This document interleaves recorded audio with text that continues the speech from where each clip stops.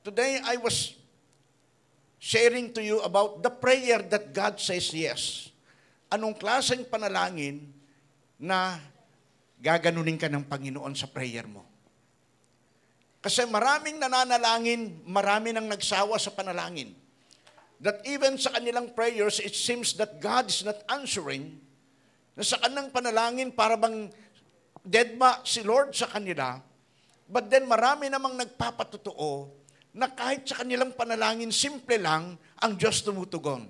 Have you experienced in your life that one day you prayed to God at ang sabi ni Lord sa iyo ay yes? O mas marami yung no? Sinong nakaranas ng yes ang tugon sa kanya ni Lord? Sino ang nakaranas ng no ang tugon ni Lord? Di ba? Ako rin nakakaranas din ako.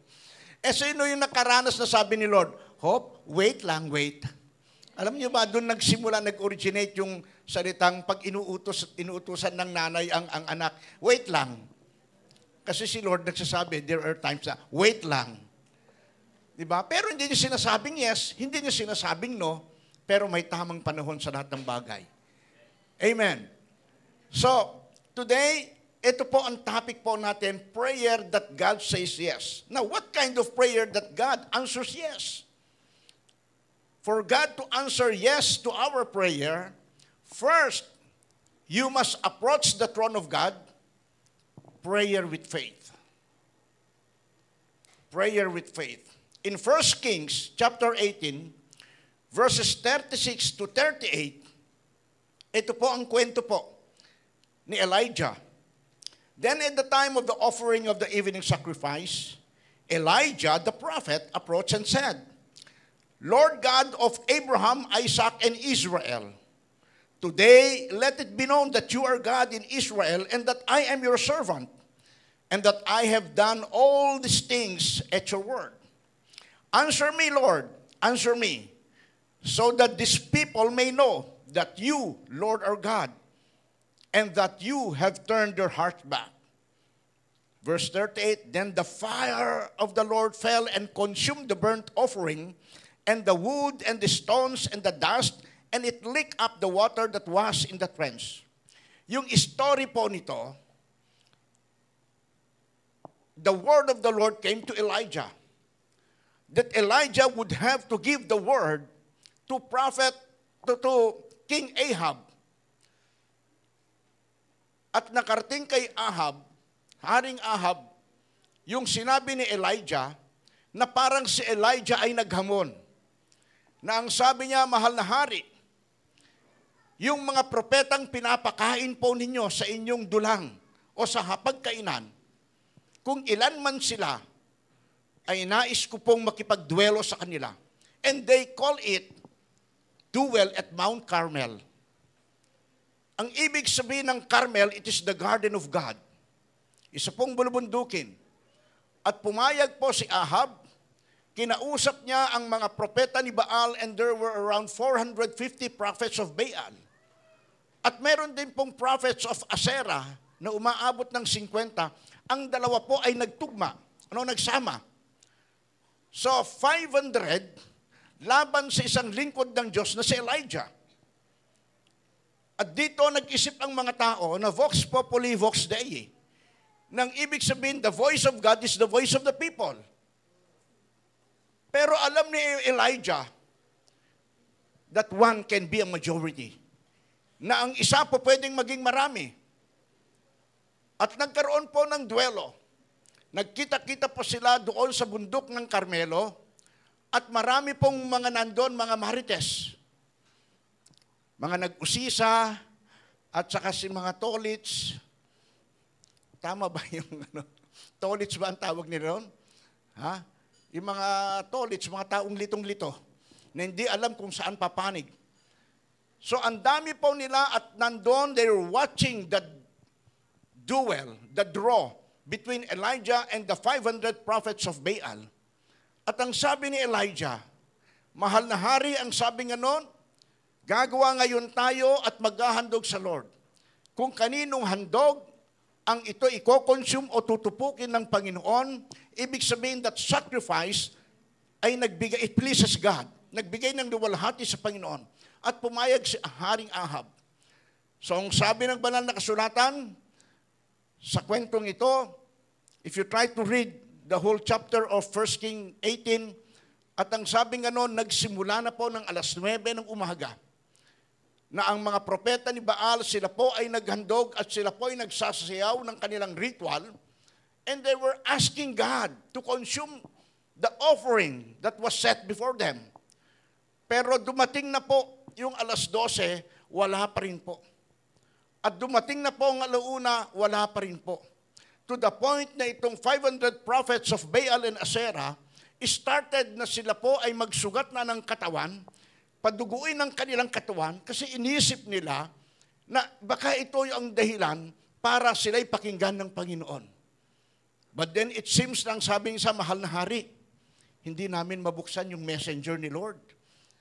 Parang naka-coded, may password, kaya hindi nakikita ni Lord yung aming text, parang gano'n. Kaya walang tugon ng Diyos sa kanila. And Elijah started to taunt, hamakin na itong mga taong ito. Ang sabi niya, ilakas niyo pa ang pagsigaw, baka ang Diyos ninyo natutulog. O baka ang Diyos ninyo ay naglakwatsa, naglakaw-lakaw, ang sabi gano'n. At sa kanilang lahat ng kanilang ritual, it seems that heaven was so silent. To the point that these 500 people, prophets of Baal, have come to na-exhaust na po sila, napagod na po sila. But then, ang sabi ng Bible, nung dumating ang oras ng 3 p.m., panahon ng paghahandog ni Elijah, ang sabi ni Elijah, mahal na hari, ako na, panahon ko na. At ang ginawa ni Elijah, naglagay po ng mga bato, ipinatong po yung hayop na ito ay iaalay sa Diyos. Sila po ay naghukay sa paligid ng mga batong yon at pinuno ng tubig, pati na yung kanal na yon na puno ng tubig, at binuhusan nila ng makailang beses yung pong handog na yon na basang-basa po. And then pagdating ng alas 3, Elijah prayed to God. And the prayer of Elijah ay yung aking nabasa. Na ang sabi ni Elijah, answer me, Lord. Answer me so that these people may know. Pakinggan mo ako, Panginoon, sagutin mo ako. Upang malaman ng mga tao na ikaw ay ang aming Panginoong Diyos. Bible scholars, inurasan po nila yung prayer ni Elijah. At sa kanila pong pag-ooras sa prayer ni Elijah, it took 16 seconds sa prayer ni Elijah para tugunin ng Panginoon. So ang prayer para tugunin ni Lord, hindi naman kailangan maiksi, hindi naman kailangan mahaba, but it is a prayer with faith. A prayer with faith. At nangyari, tinupok ng Diyos yung handog, napagpala ang Diyos sa handog ni Elijah, at pati na yung kanal, ito po ay natuyo dahil po sa apoy. Now, what makes Elijah having the courage to demand on God? Gusto ba ni Elijah magmalaki? Gusto ba ni Elijah na talagang magpasikat? Kasi kung makapag-demand siya sa Diyos ay ganun-ganun na lang. Answer me, Lord. Answer me and let these people know that you are God and I am your servant. And all of a sudden, the things that Elijah was expecting to God that happened. It is because of faith. Una, our right relationship, para tayo ay tugunin ni Lord, our right relationship with God makes us connect to Him. Pag tama ang relasyon mo sa Diyos, ito ang magko-connect sa iyo sa Panginoon para tugunin ang panalangin mo. Kaya yung iba hindi natutugon ng panalangin kasi walang koneksyon. Kahit anong ganda ng ilaw na inilagay mo dyan, kung hindi ka nakakonect sa Meralco, wala kang ilaw. Kahit bumili ka pa ng napakagandang ilawan, maglagay ka ng chandelier o kung ano pa man yan, kung yan hindi nakakonect sa Meralco, wala ka pa ring ilaw. The reason why Elijah have been answered by God because he is connected with God. Amen. He knew the time to offer. Kasi alam din niya at kilala niya ang kanyang Panginoon. He knew the time to offer. He knew whom to offer. He knew how to offer. And he knew what to offer. Alam ni Elijah lahat yon. Because of connection.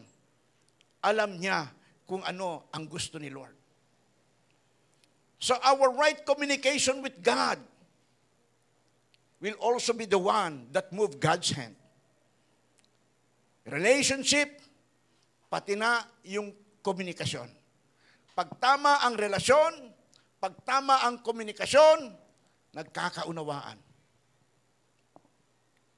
Bakit may mag-asawa na minsan hindi nagtutugma? Kasi ang komunikasyon malabo. Bakit may boyfriend na minsan nagbe-break? Kasi ang komunikasyon malabo. Nung kami ni Pastor Adang ay mag-sweetheart, mahigit 30 years nang nakakaraan, minsan lalapit sa akin, break muna tayo. Sabi ko, bakit? Sabi ng nanay ko. O sabi ko, sige, sabi ng nanay mo eh. Pero sumunod na taon, kami na naman. For 7 years, it happened. Pero bakit kami nagkakapanumbalikan? Because we have a relation. Because we communicate.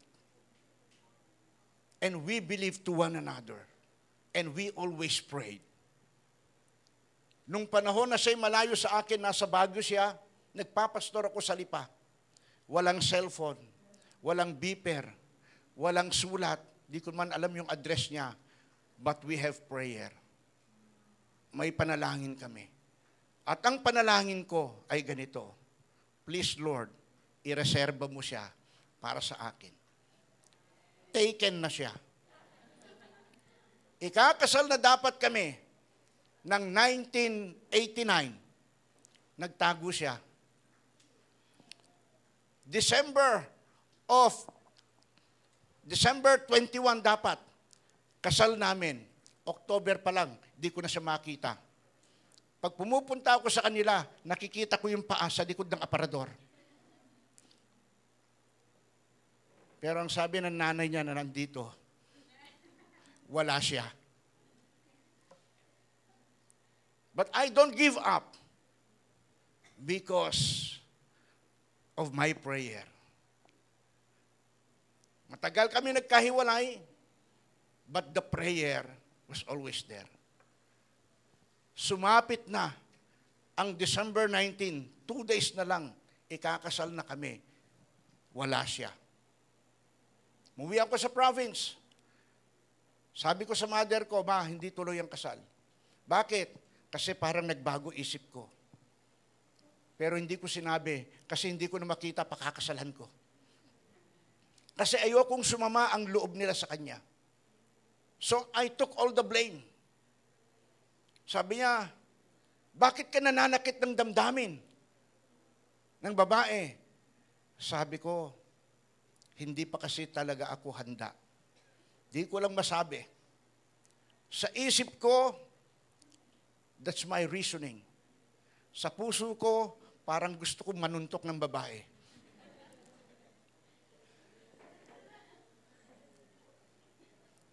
But then after New Year, pinagtagpo kami ng Diyos. And that was January. At nung nagkita po kami, pinag-usapan na po namin. Yung sorry, madali na lang yon.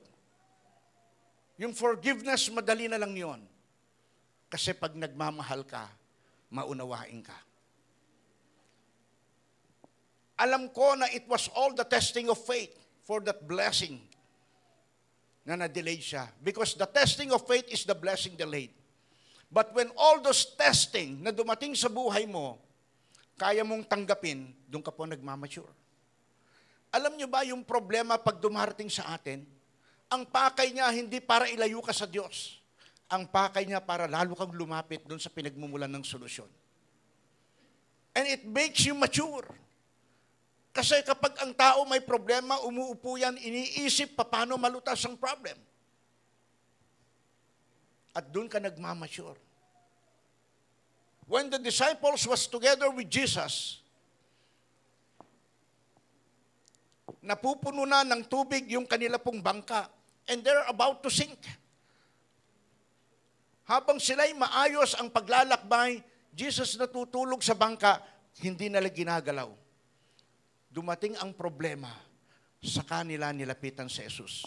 Nawa pag dumarating ang problema sa atin, hindi tayo lalapit sa Jehovah Bombay. Lapit tayo kay Jehovah Jireh, the God of provider. Ha? Kaso minsan iba yung kanta natin imbes na Jehovah Jireh, my provider. Iba Jehovah Bombay. Yung iba hindi na po Bombay. Ano na ngayon? Kapampangan. Jehovah Kapampangan. Di ba? Yung iba doon na lang nagsasanla. Ano mas madali? Magsanla o manalangin ng provision ni Lord? Di ba, mas madali naman magsanla kung meron kang maisasanla. But then, dito sa pangyayaring ito, si Elijah, hindi siya lumapit kahit kanino. Hinarap niya ang 500 katao na nag-iisa lang siya, but he was with God. When one is a majority. Little that these 500 people knew na si Elijah, kakampi niya ang tumutugon ng pananalangin. Kahit minsan mahal natin sa buhay, kinokontra tayo. Kahit minsan parang hindi tayo kumbensi sa sarili nating desisyon. Pag dumating ka sa puntong ganon, lapit ka sa Lord. Tignan mo ang katabi mo, sabi mo, lapit lang tayo kay Lord. Hindi sa drug Lord, ha? Kay Lord Jesus. Kasi there was a time, hanggang ngayon, since 1998, hanggang ngayon, nagtuturo po ako sa police. Every Wednesday. Nung nagturo ako sa police, we were praying. At isa sa police, matapos yung prayer, nilapitan ako. Sabi niya pa, sa susunod, pag manalangin ka, sabihin mo kung sinong Lord. Kasi lahat kami rito, exposed na kami sa Lord. Hindi namin alam kung sinong tinatawagan mong Lord. Kung si Lord ng wedding, drug Lord, o ano pang klaseng Lord. Di ba? Ano pang mga klaseng Lord? Gay Lord? Di ba? So, tama naman. Then, starting from the day on, pag nagsasabi akong Lord, merong Jesus. Okay. So, Elijah did not do this because he just wanted. He did it because God told him to do so. Kasi sabi ni Lord sa kanya, okay, punta ka doon. Kay Haring Ahab, sabihin mo ang ganito. And Elijah, because of his obedience, kasi sa panahon na yan, pinapatay mga propeta.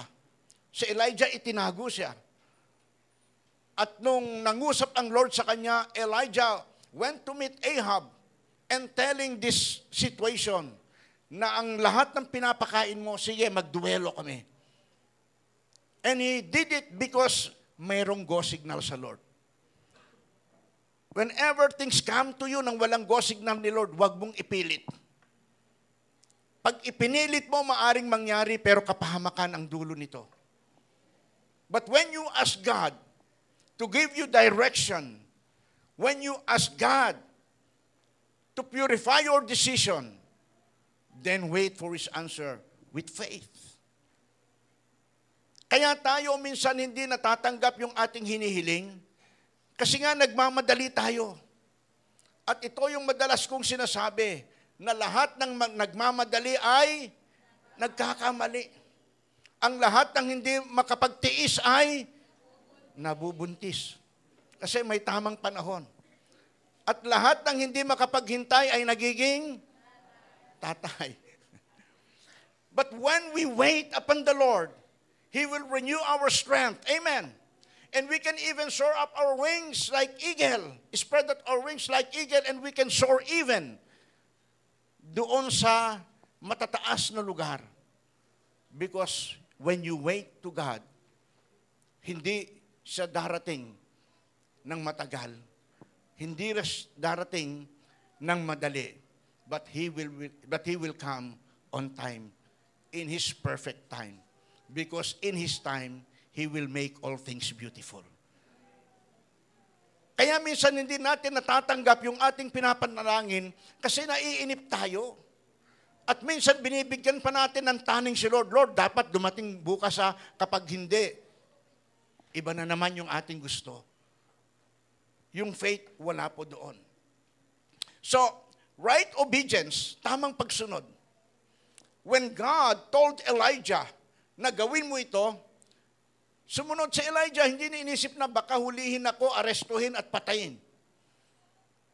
Baka Panginoon ako ay parusahan. Hindi po siya nag-isip ng ganon. He went right as God told him to do so.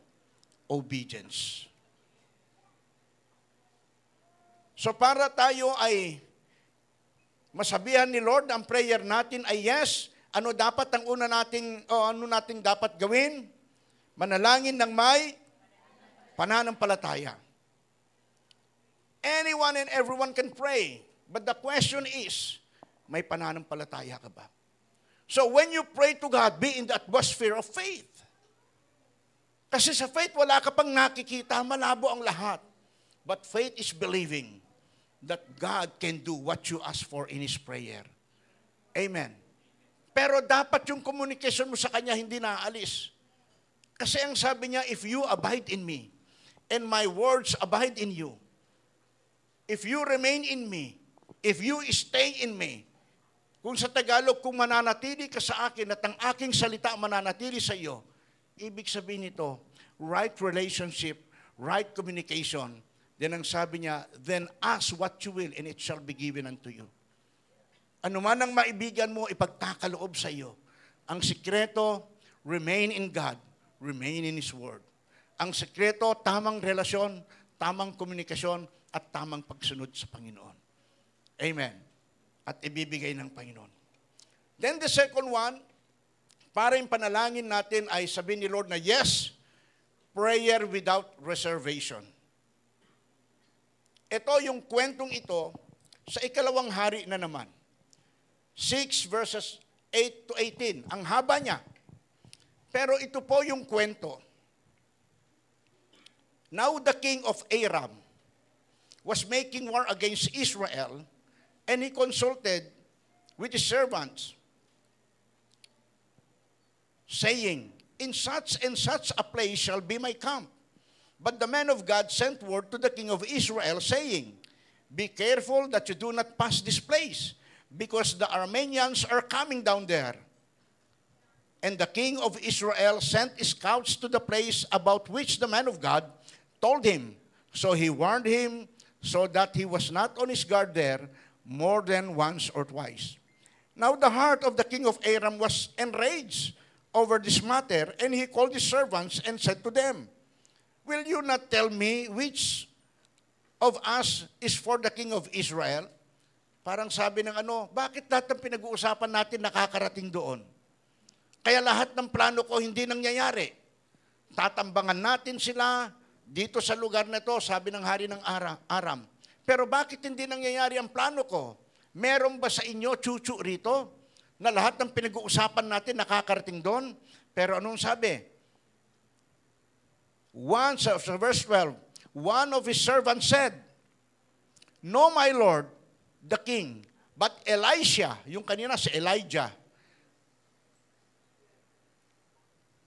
but Elisha, the prophet, who is in Israel, tells the king of Israel the words that you speak in your bedroom. Biro mo, antindi nito. Lahat, sabing ganon, mahal na hari, mayroong isang propeta sa Israel, ang pangalang si Eliseo. Sa Tagalog, Eliseo. Sa English, si Elijah. At lahat ng pinaplano mo, Elisha, Lahat ng pinaplano mo, doon sa room mo, kahit nakahiga ka lang mag-isa, alam niya, sinasabi sa hari. So, sa verse 13, so he said, go and see where he is, so that I may send men and take him. And it was told to him, saying, behold, he is in Dothan. So sabi nga no, nandun po sa Dothan. Ang plano ng hari, arestuhin itong si Eliseo, saktan. At ang sabi niya, nandun po, sabi ng isang servant. So anong ginawa ng hari? So he sent horses and chariots and substantial army there. And they came by night and surrounded the city. Pinalibutan nila ang isang syudad. Ang dami po nila nakakarwahe, may mga mola, yung mga kabayo na ginagamit sa panggera, plus marami pang soldiers on foot. At sila ay nandoon sa lugar ni Elisha. Sa verse 15, now when the attendant of the man, yung kasakasama o parang armor bearer ni Elisha, now when the attendant of the man of God had risen early and gone out, behold, the army with horses and chariots was circling the city. And his servant said to him, this is hopeless. My master, what are we to do? Nung magising daw sa umaga, itong kasama ni Elisha, si Gehazi, nung siya ay nagmumog, doon sa pag ganun niya ng mumog niya, nakita niya ang daming nakapalibot. Nalunok niya. Di ba? Yung pagka nabigla, nakita niya, nagulat siya, nalunok niya yung minumog niya. At ang sabing ganun, mahal na hari, wala na tayong pag-asa. Bagsak na tayo. Ang daming nakapalibot sa atin. Mga soldier at nakakarwahe at nakakabayo po sila. Ang dami po nila, napalibutan po ang buong Israel. Pero anong sabi po sa verse 16? And he said, si Elisha, and he said, do not be afraid, for those who are with us are greater than those who are with them. Sabi niya, huwag kang matakot, sapagkat yung kakampi natin ay masigit kesa sa kanila. Then Elisha, 17, prayed and said, nanalangin na naman siya. Kanina si Elijah nag-pray, si Elisha nag-pray din. Then Elisha prayed and said, Lord, please open his eyes so that he may see. Para doon sa kanyang kasama. Ang panalangin niya, hindi para doon sa nakapalibot, para doon sa isang kasama. Nang sabi niya, Panginoon, buksan mo ang kanyang paningin, the spiritual eye, para makita niya. And the Lord opened the servant's eyes, and he saw, and behold, the mountain was full of horses and chariots of fire all around Elisha. Nung binuksan ng Diyos ang paningin ng katuwang o kasama ni Eliseo o ni Elisha, nakita niya na ang daming mga chariots of fire ready to attack those people who are surrounding the city. And in verse 18, and when they came down to him, Elisha prayed to the Lord and said, please strike these people with blindness. So he struck them with blindness in accordance with the word of Elisha. Bakit pinakinggan ng Panginoon ang panalangin ni Elisha? Na sa kabila ng harap-harapang nakikita niya ang problema sa buhay. Na sa kabila na nakikita niya na halos yung solusyon ay hindi niya maisip. Ang tanging alam lang niya ang lumapit sa Panginoon. So, ang sabi ko kanina, prayer without reservation. When a person operates in fear, what he sees are hopelessness, frustration, and defeat. Kapag ang tao, nandun siya sa sitwasyon na mas nangunguna ang takot sa kanyang buhay, ang maiisip lang niyan, kawalan ng pag-asa. Pangalawa ay ang kabiguan. At pangatlo, pagkatalo. When you see situations physically, and it seems that things are so biased, yun po ang maiisip niyo po. talo na ako. Wala nang pag-asa. Pero itong si Elisha, iba ang kanyang ginawa. Nag-praise sa Lord. So what you think today is what you are the whole day. What you think today is what you are the whole day. Ano bang iniisip mo ngayon? Pagkatalo, maghapon mo talo ka. Ano bang iniisip mo ngayon? Kawalan ng pag-asa, maghapon wala kang pag-asa. Pag ganun mo sa bulsa mo, parang wala kang makapa. At parang iniisip mo na wala na talaga. Maghapon, wala ka talaga. Pero pag ganun mo sa bulsa mo, walang laman. Mamaya, magkakalaman. And that is faith. With no reservation. Because you believe that greater is He that is in you, that is within us, than he that is in the world.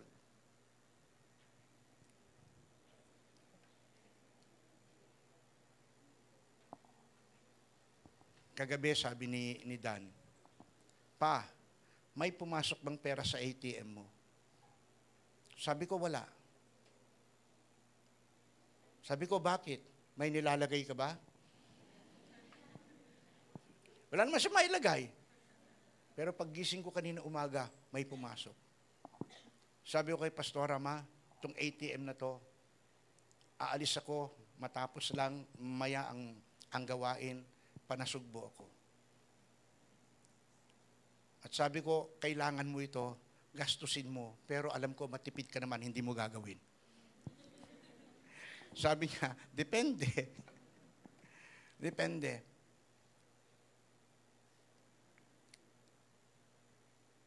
Negative results are the things you have established yesterday. Yung mga negative results are the things that you have established yesterday. Bakit negatibo ang resulta ngayon? Kasi ito, yung kahapon mo. Kaya nga lagi nating sinasabi, if you want yesterday's problem will be today's blessing, then pray as if there's no tomorrow. And let tomorrow stand of itself. Everything is today. Kaya nga, now, faith, ang sabing ganun ng Bible. Kaya every day, laging may faith.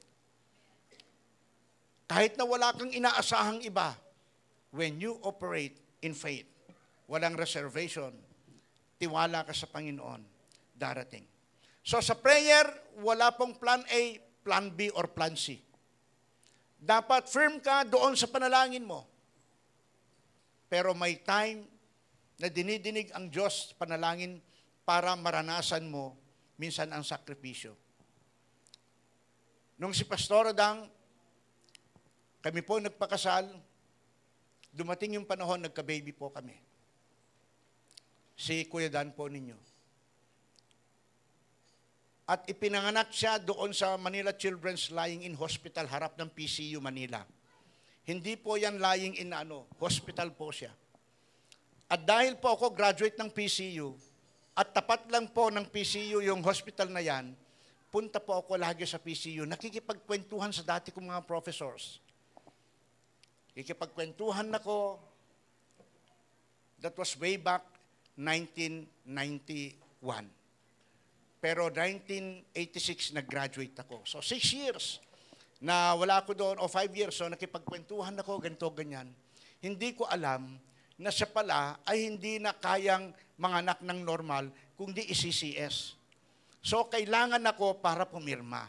Dahil wala ako, natagalan.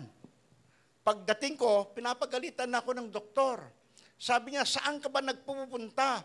Manganganak na ang misis mo, kailangan ka. Wala ka pa. O, pirmahan mo ito. Bakit po? I-CCS natin. Dok, di ba sabi mo pwedeng mag-normal? Oo, kaso hindi pwede. O sige, pirma. Nanganak ngayon. Pagkaanak kay Dan, sabi ng doktor, meron po siyang butas sa puso. At kailangang operahan. At payat na payat siya, ang liit niya. At naging blue baby siya dahil matagal na stop. Kinausap ko yung doktor. Kasi pagpasok ko sa room, bibiyakin niya yung tiyan ni Pastora. At ang sabi ko sa doktor, Dok, baka po pwedeng after na ma-CS siya, ano na lang, tanggalin nyo na rin ninyo yung ano yung pinapatanggal ko? Mattress para hindi na siya manganak. Kasi nakita ko yung hirap niya. So sabi ng doktor, may problema ang anak mo. Kapag ito ay tinanggal natin ang mattress ni Mrs. at ang anak mo may problema, baka hindi na kayo magkaanak. So, I pray to God. Matapos na maipanganak si Kuya Danyo, 3 hospital ang nagpresenta. Babayaran po kami para lang maoperahan siya, pero hindi ako pumayag. That's why ipinangalan namin sa kanya, Dan Elijah, because si Elijah, a man of prayer. So, nag-pray kami for 7 days, fasting, para lang sa kagalingan niya. At binigyan kami ng pag-asa. Kung pagdating ng 7 years old niya, hindi pa rin gumaling, baka hindi niya naabutin ang 18 years old. Wala na siya dahil sa karamdaman. Pero bago dumating yung pagiging 7 years old ni Dan, pinagaling ng Panginoon. At pagkatapos nag-18 siya, binabantayan namin yon. Kung ano ang mangyayari. Dahil si Dan, nakaupo lang siya, manunood sa mga batang naglalaro, maya-maya magsusuka na yan. Dahil pagod na siya, dahil ang lakas ng tibok ng puso. Na kahit nakaupo lang, ang tawag sa kanya, barbecue. Sa Bikutan, ang tawag sa kanya, doon kami nakatira, barbecue. Kahit nakatutok sa kanya electric fan, kailangan mo pa rin paypayan kasi panay ang pawis niya. Dahil kahit tulog, yung puso, ang bilis ng kaya pinagpapawisan. Pagpupunta kami sa church, ang tawag sa kanya, butiking Pasay. Dahil sa sobrang payat niya. Pero sinabi ko sa 3 hospital na kumuusap sa amin, ibinigay siya ng Lord na ganito, at kung kukunin siya ni Lord, hayaan mong kunin siya ng Panginoon na ganyan. But because of prayer, we believe. And my prayer was this, Lord, you have called us in this ministry. You've promised us a family. And now, ito ang sitwasyon. Kung kukunin mo, Lord, let it be. Pero ang prayer ko, Panginoon, panganay ito. Ang panganay ay para sa iyo. My prayer is a prayer without reservation. Pinagaling ng Panginoon. At nung nagsimula na siya na makikipaglaro ng basketball, inoobserbahan ko pa rin. Kasi nga sa ganung sitwasyon, tapos nakita ko, nagiging okay na siya. Tapos, nakikipaglaro ako sa basketball, kalaban siya, sinisiko na niya ako. Sabi ko, malakas ng batang ito. Diba? Hanggang lumaki ang kanyang katawan, hanggang dyan na po siya ngayon. Papagamit sa Lord. Sa prayer, wala pong plan A, plan B, plan C. And my prayer to God, Lord, tama na ito. But then, bago mag 4 years, nabuntis na naman si Pastor Dang kay Din. Nung sabi ni Pastora, Pa, buntis ako, naglilihi ako. Sabi ko, paano nangyari yon? Sabi niya, ano ka ba? Di ba? Pero sabi ko sa Lord, Lord, hanggang 2 lang. Hanggang 2 lang. God answered my prayer, but it was a prayer na yung tinugon ni Lord, it was a sacrifice para sa akin. Nung siya ay manganak na, sabi ko sa doktor, i-CS ninyo. Sabi ng doktor, pwede siyang mag-normal. Ni-normal po siya, pero forceps. So, nung finorcep po siya, pagkalabas niya din, haba ng ulo. Kasi dinukot. So, ang ginawa ko, inawakan kong ulo, binilog-bilog ko, para bumilog po siya. Tapos, ang dami na pong tinig sa akin. Dahil, tuwing makikita ko si Dean, na nandun po sa anong tawag doon, nursery, katabi mga bata, ang puputi. Si Dean, maitim. At yung mga kasama ko na, sabi nila, ang gandang baby kaso maitim. Di ko lang sinasabi, ako tatay niyan. Diba?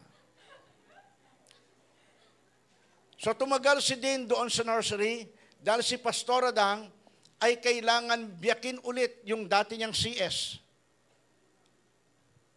Dahil sa pag-forceps, nahila yung mattress.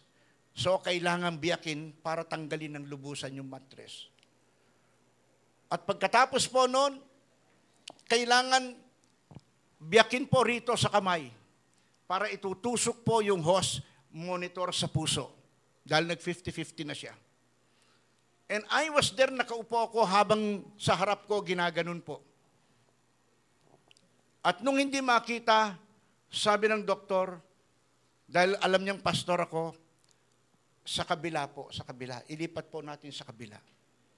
Pinupulot ko yung mga laman na natatanggal sa kanya, pinapakita ko, parang longganisa. Pero ginagawa ko yun para palakasin ang damdamin ko. Dahil sa sobrang awa. Binyak ulit ito, pero sabi ko, before gawin mo yan, Doc, can we pray? We prayed, and I lead the prayer. Sabi ng doktor, Pastor, salamat. Alam niyo po, sa totoo lang, puyat ako kagabi. Isip-isip ko, puyat ka pa pala. Kung ganun, bakit mo biniyak yan? Hindi mo tuloy makita-kita. But then after prayer, isinasak niya yung tubong yon. Ang bilis lang. Pagdating namin doon sa room, ang sabi ng kanyang mga kasama,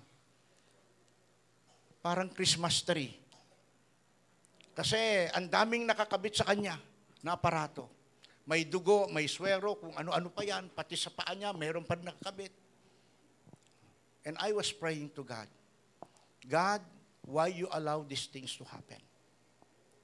Then very clear yung dinig ko sa Panginoon na parang sinasabi, di ba itong gusto mo na hindi na magkaanak, so kailangan tanggalin ng mattress.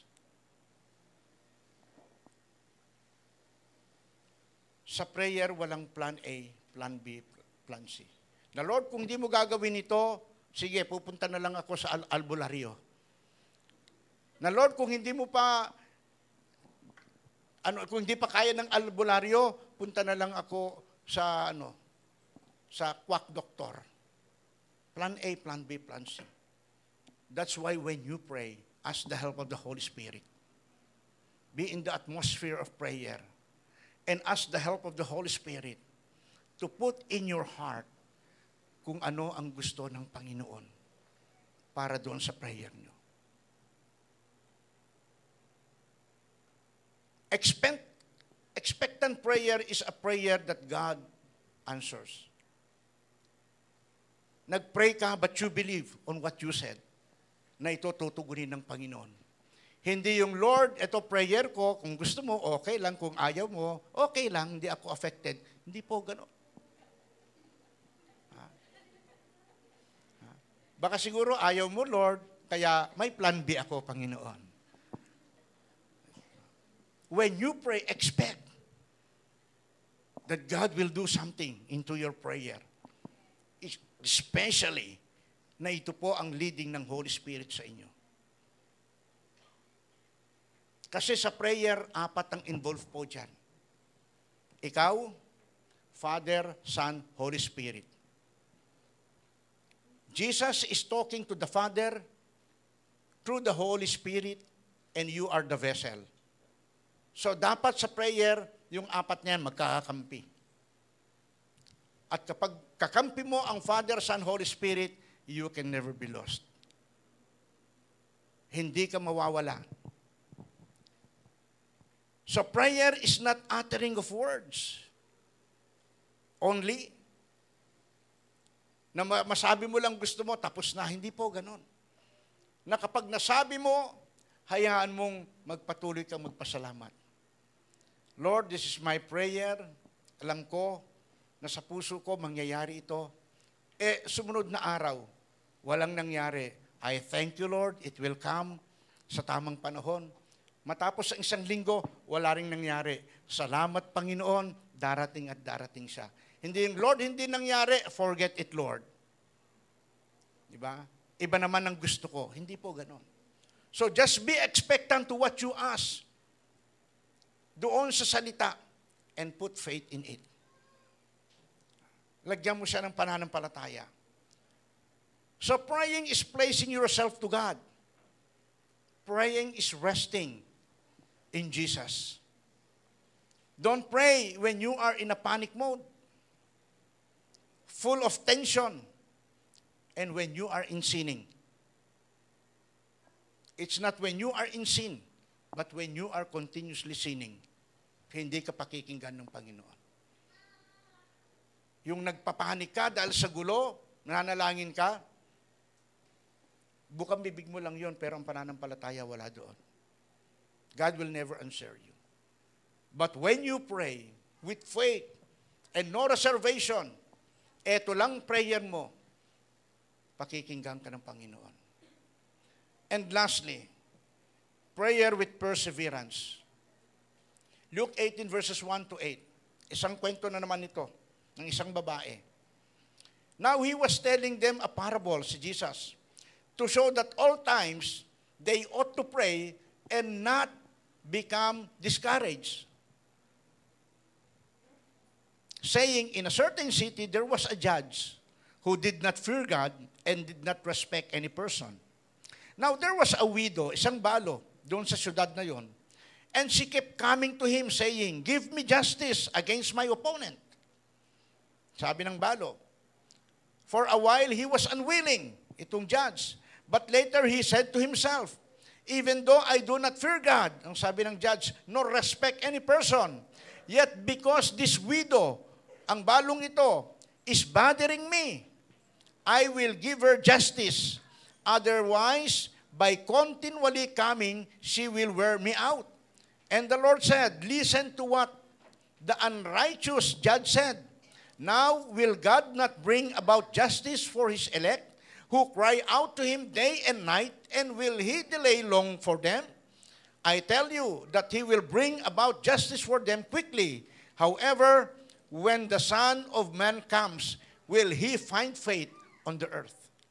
So sabi ng Panginoon, eto isang kwento, may babaeng balo, namatay ang kanyang asawa at humingi siya ng katarungan, siguro nagkaroon ng demanda o anuman doon sa west o sa abogado. At humingi siya ng katarungan, kasagutan para siguro sa isang sitwasyon. At ang west na to, ang sabing ganun, ang judge na to, ang sabi niya, wala akong kinatatakutan kahit sino. Pero araw at gabi, ang babaeng ito, inaabala ako. Yung paggising mo sa umaga, nandun na kagad nakabungad sa iyo. Di ba, Wes? Eto ako, ibigay mo na sa akin ang tugon sa aking hiningi. Matutulog na lang siya, biglang may kakatok. Wes, alam kong nandiyan ka. Ano na ang daan ng aking kaso? Araw at gabi. Kaya ang sabi niya, ibibigay ko na ito. Kasi lagi niya akong kinokonsensya, lagi niya akong ginagambala, abala ito sa buhay ko, ibibigay ko na gusto niya. Prayer with perseverance. Anong gusto niyo? Persevere o severe? Severe problem. So perseverance. Ang babae ito, hindi siya huminto sa pananalangin. He wanted justice. He wanted that God would answer him. At hindi siya tumigil, araw at gabi. At ang sabi ng Biblia, ibinigay sa kanya ang kanyang nais. Dahil ang babaeng ito, hindi tumigil sa pananalangin. Mga kapatid, wag tayong magsawa sa pananalangin. Kahit ang tingin mo, everything is against you, don't forget to pray. Kahit ang tingin mo, parang walang nangyayari sa unang prayer mo, continue praying. And let faith arise in your heart. Kasi yung pananampalataya mo, yun ang magbibigay buhay sa iyo to keep going sa buhay na ito.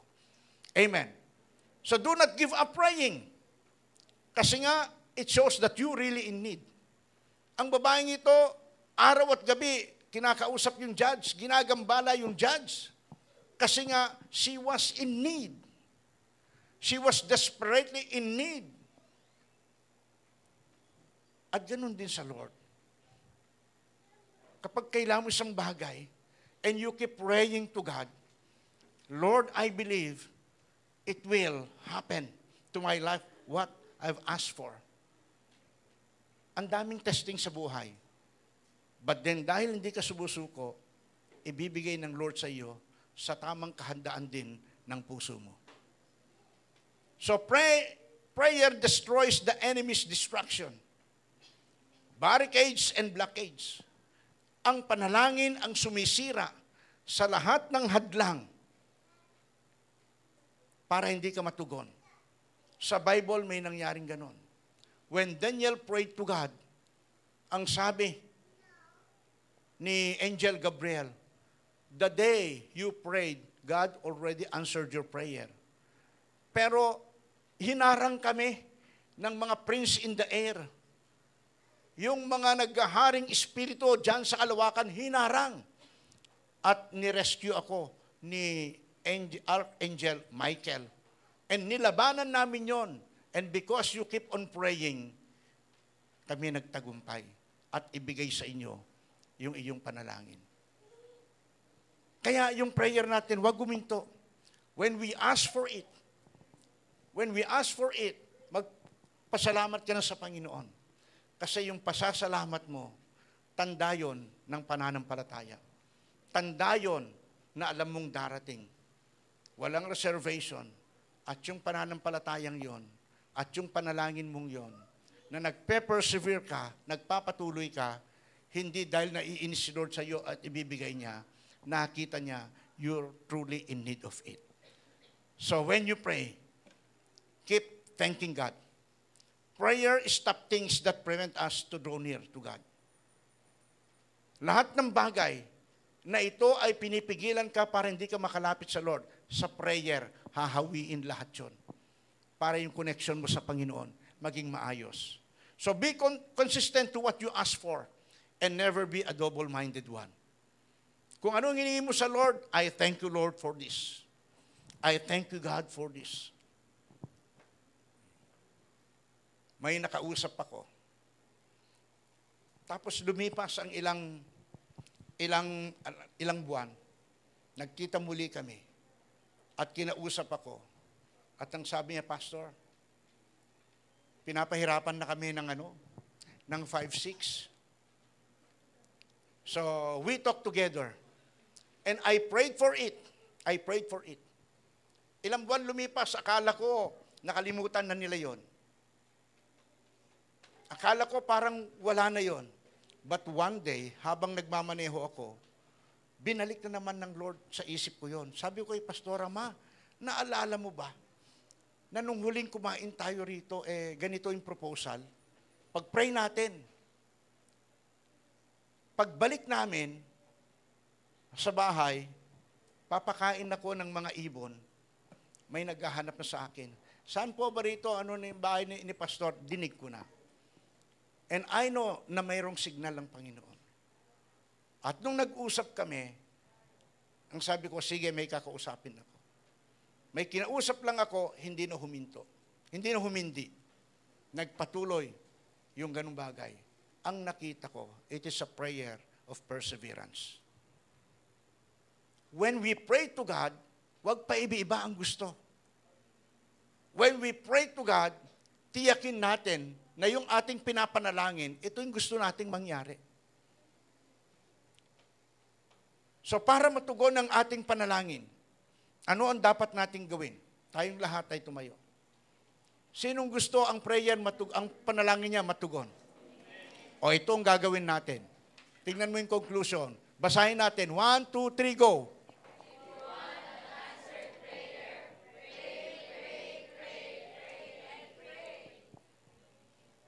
Yun lang naman sikreto.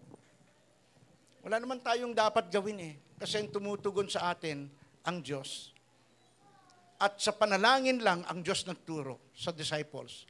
Hindi niya tinuruan ng disciple paano mag-sermon. Hindi niya tinuruan ng disciple paano gumawa ng sermon. Ang itinuro niya paano manalangin. At ano yung panalangin itinuro sa kanila ni Jesus? Our Father, sabay-sabay nga po natin. 1, 2, 3, go. Our Father who art in heaven, hallowed be thy name. Thy will on earth. Give us and forgive us sin against us, and lead us not.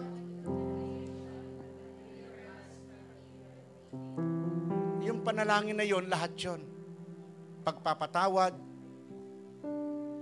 paghingi ng pagkain, proteksyon mula sa Panginoon. Kompleto. And it is a prayer of faith. So when we come before God, always be in the atmosphere of faith. And let your prayers be made known to God. Let your request in prayer be made known to God. Because when you pray, ang Diyos hindi bingi. Kahit sabay-sabay tayong manalangin, may panahon ang Lord para sa atin. Amen. Sa mga sandaling ito, hayaan natin na mangusap ang Lord sa ating mga buhay. Sino po yung mga first timer po natin? Okay, welcome. Okay. Malayo po, pinanggalingan po ng ate ni Elise. Okay. So, ito po, sino po si Alisa May Cordol? Welcome, Nak. Si Dave Mancenido. Asan si Dave? Nasa CR. Okay. Si Cheryl Mancenido. Si Cheryl. Nicole Maximo. At saka po si Janine Reyneses. Request ni Pastor, gusto ko pong makita kayo personal dito sa harap. I just want to pray for you. Okay, lahat po ng tinawag ko.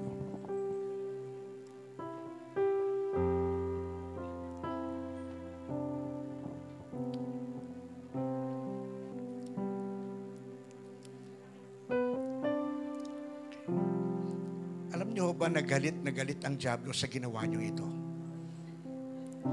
Galit siya sa inyo because you've decided to come before God. Ayaw ng diablo. He always wanted us to be separate from God. But then your decision na pumunta rito and to be with the Lord, kontrolado ito ng Santong Espiritu. Because God loves us so much. Can I pray for you? Iunat po natin ang ating mga kamay sa kanila. Okay. Si Pastor magpe-pray para sa inyo. I want to pray, pero gusto ko po, i-repeat lang ninyo ang prayer ni Pastor. Ha? So, kayo na nasa harapan ko. Sabihin niyo sa Panginoon, Panginoong Jesucristo, salamat po sa pag-ibig mo sa akin. Naniniwala ako, mula sa araw na to, ang protection mo mangyayari sa aking buhay. Iingatan mo ako. Lahat ng meron ako, kinikilala kong ito'y mula sa iyo at pagpapalain mo ang aking buhay. Dahil sa sandaling ito, tinatanggap kita bilang aking sariling Panginoon, tagapagligtas ng buhay ko. Inaanyayahan kita, Panginoong Hesus, maghari ka sa aking buhay, manahan ka sa aking puso. Mula sa araw na ito, ikaw na ang Hesus ng buhay ko. Salamat po. Lord, I pray, Panginoon, sa mga anak kong narito, iunat mo ang iyong mapagpalang kamay po, Panginoon, sa kanila.